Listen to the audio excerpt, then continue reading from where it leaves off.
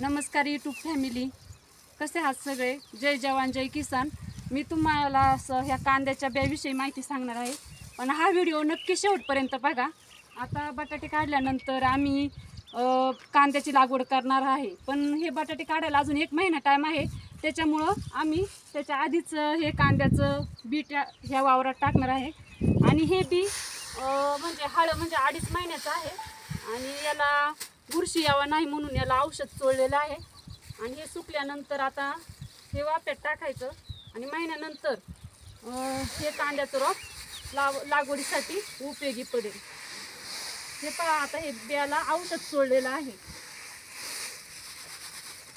हे सुकल्यानंतर आता वाफ्यात बी टाकून त्याला कोळपणी करून मग पाणी भरण्यात येईल.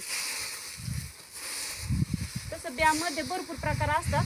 इथं हे 2 प्रकारचे अजून बी आहे.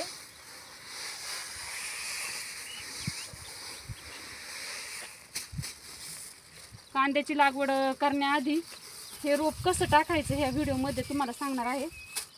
धन्यवाद.